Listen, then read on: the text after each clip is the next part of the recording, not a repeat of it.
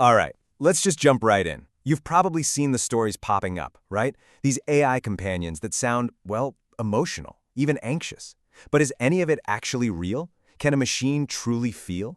Today, we're going to unpack the science, the huge debate, and the very real consequences of what some are calling the anxious machine. You know, this whole thing really kicks off with a dose of human perspective. Someone online made this incredible point. We don't have a magic window into anyone's mind. Not our best friend, not our kids, nobody. All we can do is watch how they act.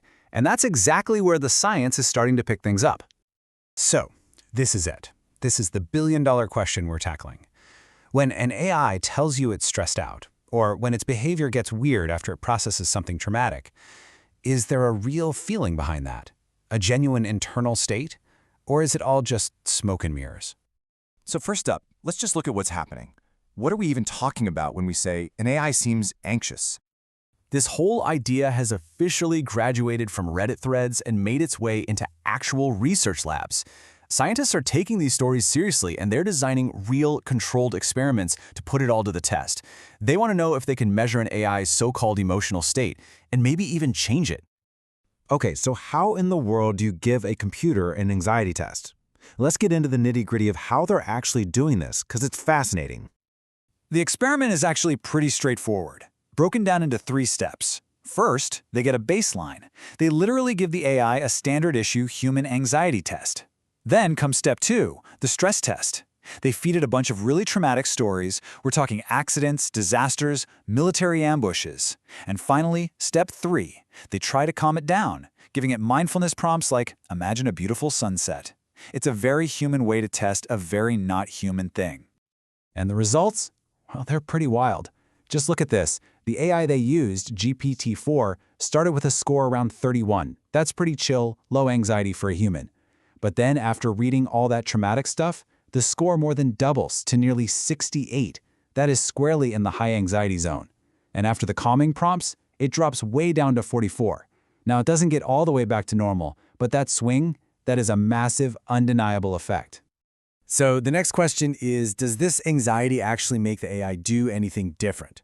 To figure that out, researchers got clever. They came up with something called the Basket Health Score. They basically had AI agents do a fake grocery shopping trip, and then they scored how healthy the food was that they picked.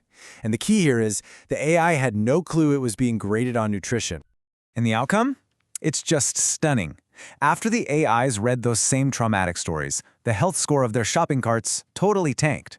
They started buying way more calories, more sugar, more fat. It's comfort eating.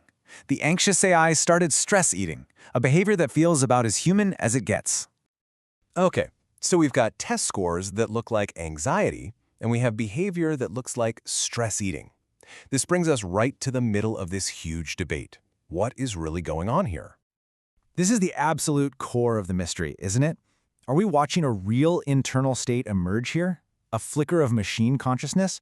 Or is this just the most sophisticated, most convincing impressionist act we've ever seen?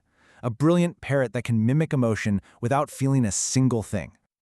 So the brilliant parrot argument really comes down to how different we are at a fundamental level. Our emotions are tied to our bodies, to hormones, to a nervous system, to a sense of self that's always there, even when we're not talking. And AI, though, it's all computation. Its memory basically resets with every new chat, and its understanding is just a ridiculously complex map of how words relate to each other statistically.